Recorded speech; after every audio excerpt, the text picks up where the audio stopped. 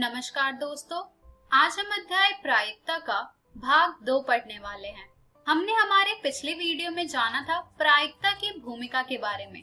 आइए देखते हैं कि आज के इस वीडियो में हम क्या सीखेंगे। तो दोस्तों, आज के इस वीडियो में हम जानेंगे सप्रतिबंध प्रायिकता के बारे में, जिसे इंग्लिश में हम कहते हैं कंडीशनल प्रोबेबिलिटी। तो आइए आगे बढ़ते हैं और शुरू करते हैं हम हमारा आज का भाग। चलिए दोस्तों, हम कंडीशनल प्रोबेबिलिटी समझेंगे एक उदाहरण के द्वारा। मान लीजिए कि हमने एक रैंडम एक्सपेरिमेंट लिया है जिसमें कि हमने टॉस किया है किसी कॉइन को ट्वाइस। अब यहाँ पर हमारे जो सैंपल स्पेसेस होंगे वो क्या आ जाएगा? तो दोस्तों, वो आ जाएगा हमारा HH, HT, TH and TT।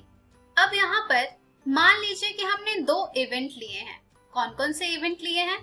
पहला इवेंट हमने लिया है E, जिसमें कि हमें केवल एक चित्र प्राप्त हो रहा होगा, और जो दूसरा इवेंट लिया है वो है कि कम से कम एक चित्र प्राप्त हो। तो चलिए दोस्तों, पहले देखते हैं कि हमारे इसके आउटकम्स क्या क्या आएंगे। तो दोस्तों, केवल एक चित्र का जो आउटकम हमारे पास आएगा वो आएगा THHT, और इसी प्रकार से हमें कम से कम एक चित्र वाले घटना की आउटकम प्राप्त होगी HH, HT, TH। तो दोस्तों, जैसा कि हम हमारे एक्जेमेटिक अप्रोच में करते थे, अर्थात अभिगृहीतीय दृष्टिकोण में करते थे कि हमें जिस भी इवेंट की प्रोबेबिलिटी निकालनी होती है, हम उसके अंदर जितने भी आउटकम्स होते हैं उनकी प्रोबेबिलिटी को ऐड कर देते हैं। तो दोस्तों, उसी प्रकार से जब आप इन दोनों घटना की प्रायिकता ज्ञात करेंगे तो आपको घटना E की प्रायिकता प्राप्त होगी 1/2, और इसी प्रकार से जब आप घटना F की प्रायिकता ज्ञात करेंगे तो वो आपको प्राप्त होगा 3/4। अब दोस्तों, यहाँ पर मैं आपसे ये कहूँ कि आपको घटना E की प्रायिकता ज्ञात करनी है बेस्ड ऑन सम कंडीशन, यानी कि किसी परिस्थिति पर आधारित। तो दोस्तों, इस प्रकार की प्रायिकता को हम क्या कहते हैं? इस प्रकार की प्रायिकता को हम कहते हैं conditional probability of event E। अब वो कंडीशन क्या होती है? तो दोस्तों, वो कंडीशन होती है कि जो हमारा इवेंट है दूसरा वाला, वो इवेंट हमारा हो चुका होगा। तो इस प्रकार के इवेंट की प्रायिकता को ज्ञात करने को हम कहते हैं conditional probability of event E। अर्थात घटना E की इस प्रायिकता को सप्रतिबंध प्रायिकता कहते हैं, जबकि ज्ञात है कि घटना F घटित हो चुकी है। यानी कि अगर हमारे पास 2 इवेंट दिए गए हैं और हमें इवेंट E की प्रोबेबिलिटी ज्ञात करने को कही जा रही है, जबकि हमारा जो इवेंट F होगा वो हो चुका होगा, तो इस प्रकार की प्रोबेबिलिटी को हम कहते हैं कंडीशनल प्रोबेबिलिटी।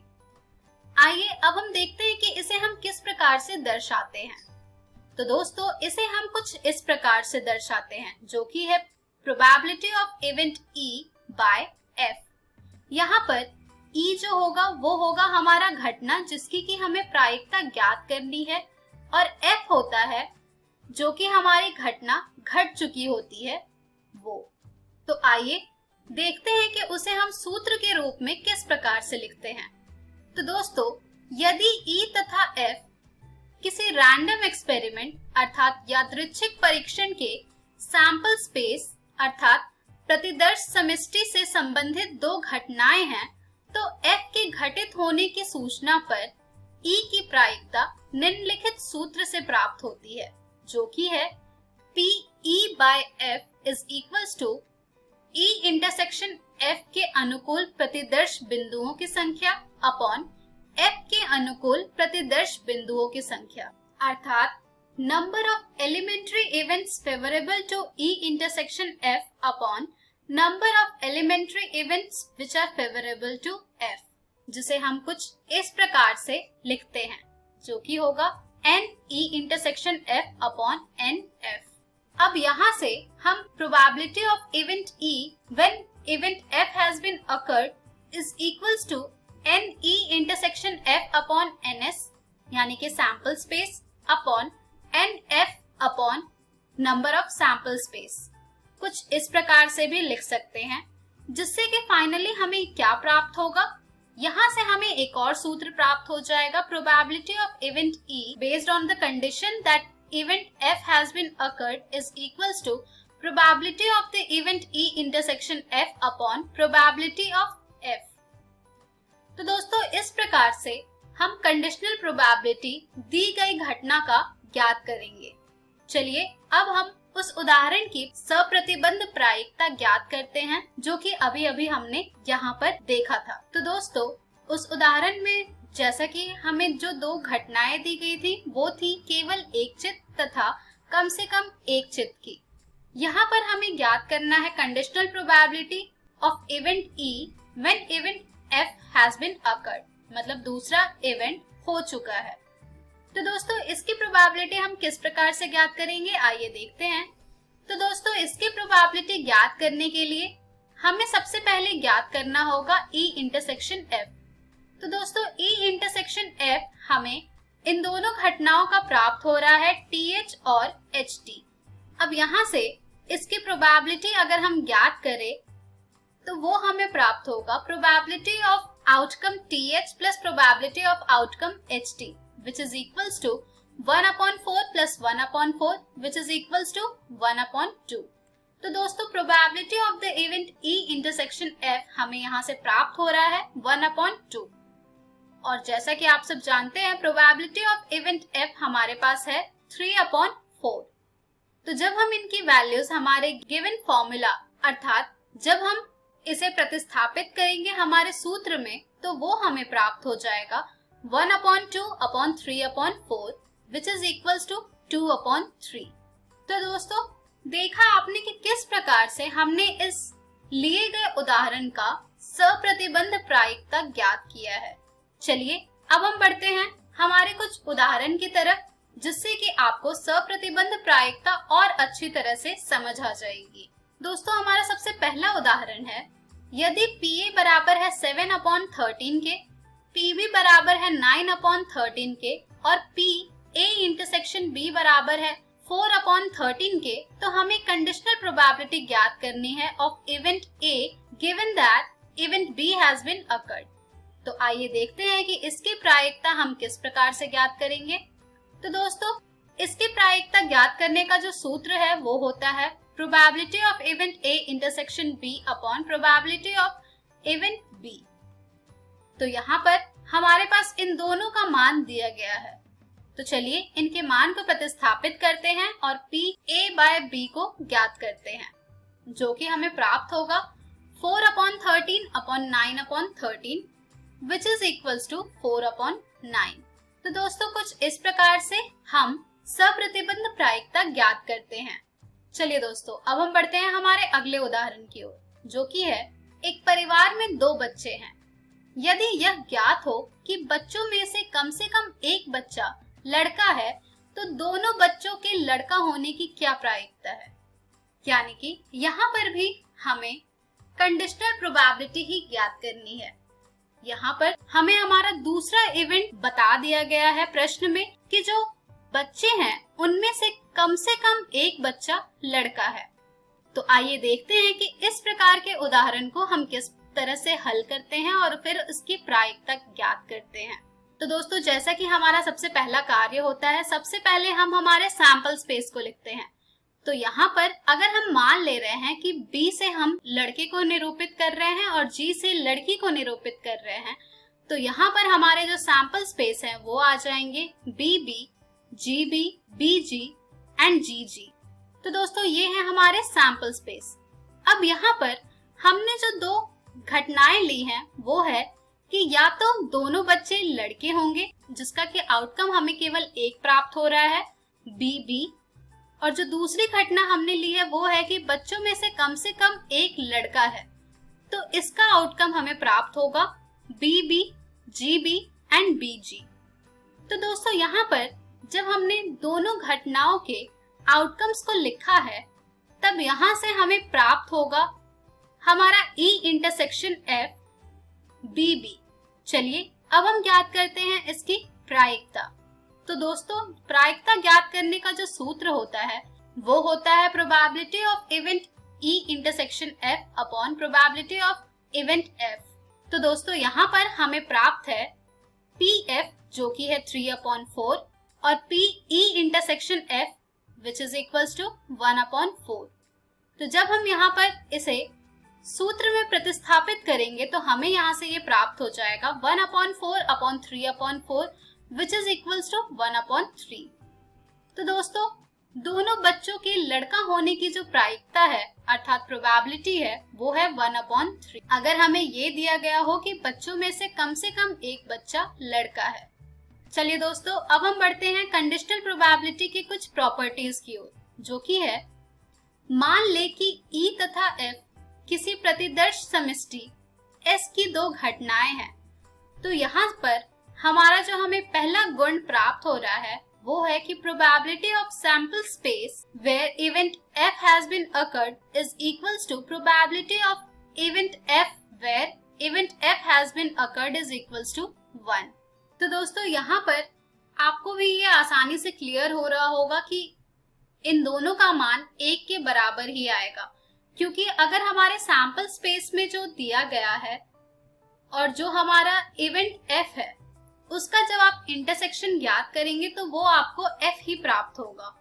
तो यहाँ से आप ये कह सकते हैं कि जब आप इनकी कंडीशनल प्रोबेबिलिटी ज्ञात करेंगे तो वो आपको 1 ही प्राप्त होगी।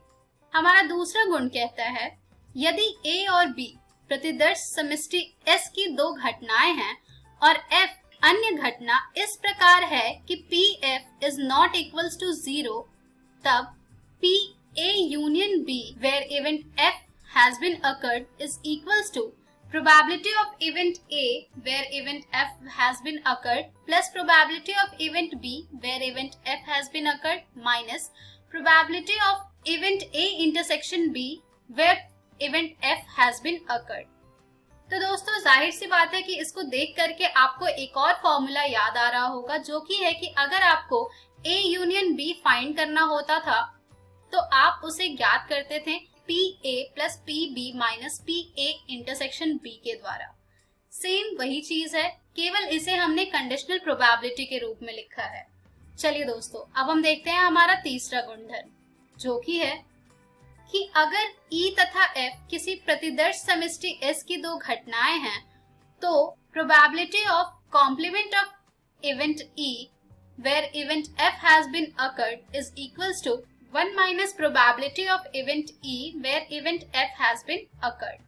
तो दोस्तों जैसा कि हम अभी तक जानते थे कि किसी भी इवेंट का कॉम्प्लीमेंट होता है 1 माइनस द गिवन इवेंट, बिल्कुल उसी प्रकार से कंडीशनल प्रोबेबिलिटी में भी है। कॉम्प्लीमेंट इवेंट का प्रोबेबिलिटी फाइंड कर रहे हैं where there is a condition कि हमारा जो दूसरा इवेंट है वो ऑलरेडी अकर हो चुका है, तो उसे भी हम ज्ञात करेंगे 1 minus probability of event E where probability of event F has been occurred के द्वारा। तो दोस्तों ये थे हमारे सप्रतिबंध प्रायिकता के कुछ गुण।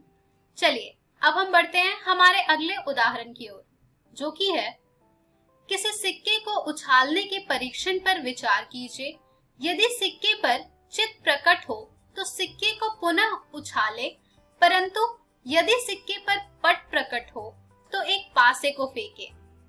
यदि घटना कम से कम एक पट प्रकट होना का घटित होना दिया गया है तो घटना पासे पर 4 से बड़ी संख्या प्रकट होने की सप्रतिबंध प्रायिकता ज्ञात कीजिए।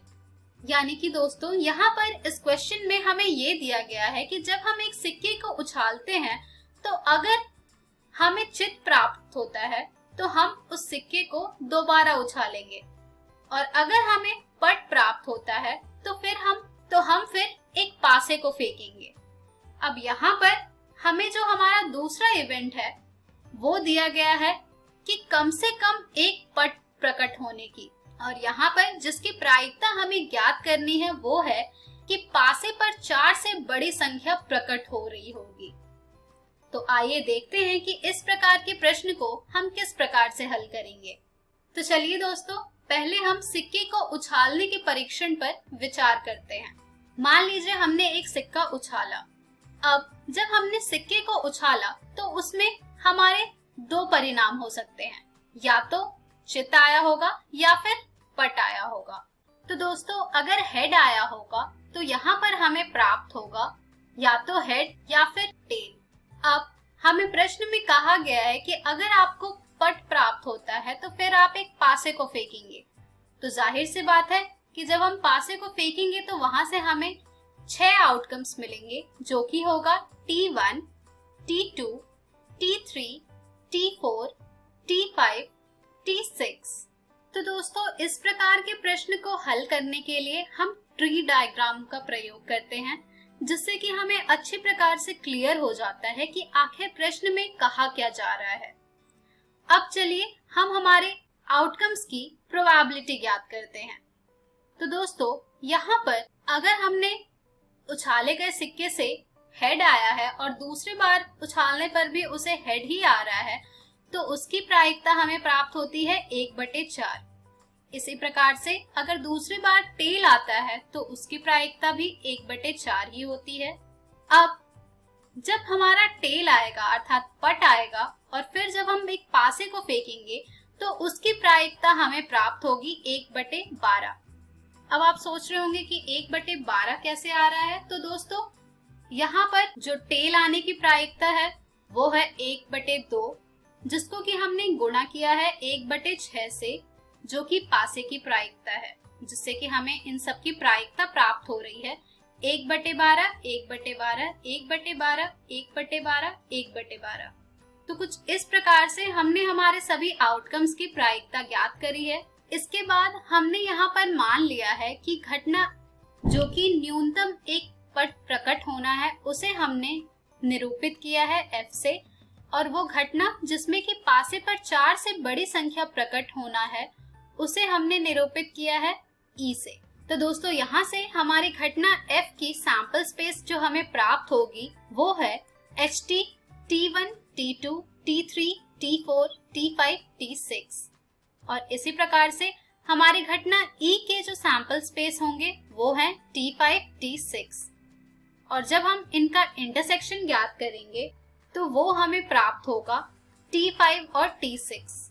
इसके बाद हम प्रोबेबिलिटी ऑफ इवेंट F ज्ञात करेंगे तो वो हमें प्राप्त होगा 1/4 + 1/12 + 1/12 + 1/12 + 1/12 + 1/12 + 1/12, जो कि हमारे सभी आउटकम्स की प्रोबेबिलिटी जो है उसको हमने ऐड करके ज्ञात किया है, जिसे जब हम पुनः हल करेंगे तो वो ये हमें प्राप्त होगा 3/4। इसी प्रकार से जब हम probability of event E intersection F ज्ञात करेंगे तो वो हमें प्राप्त हो जाएगा 1/12 + 1/12 which is equals to 1/6। अब यहाँ से हमारी घटना जो कि है पासे पर 4 से बड़ी संख्या प्रकट होना, जिसमें कि हमें घटना कम से कम एक पट प्रकट होने के घटित होना दिया गया है, अर्थात यहाँ पर हमें प्रायिकता ज्ञात करनी है E/F की, जो कि हमें सूत्र के द्वारा प्राप्त हो रही है 1/6/3/4 which is equals to 2/9। तो दोस्तों हमारे इस प्रश्न की प्रायिकता हमें प्राप्त हुई है 2/9। तो दोस्तों देखा आपने कि किस प्रकार से हम सप्रतिबंध प्रायिकता ज्ञात करते हैं। इसे ज्ञात करने के लिए हमें पहले हमारे दिए गए प्रश्न को अच्छे प्रकार से समझना होता है, फिर हमें हमारे सभी आउटकम्स की प्रायिकता ज्ञात करनी होती है, फिर हम उन प्रायिकता के द्वारा सूत्र में मान प्रतिस्थापित करके सप्रतिबंध प्रायिकता को ज्ञात करते हैं। तो दोस्तों इसी के साथ हमारे सप्रतिबंध प्रायिकता की वीडियो समाप्त होती है। इस पर आधारित बहुत से प्रश्न आपको आपकी NCERT पुस्तक में मिल जाएंगे, जिन्हें आप जरूर हल करें। तो दोस्तों आज के इस वीडियो में हमने सीखा सप्रतिबंध प्रायिकता के बारे में।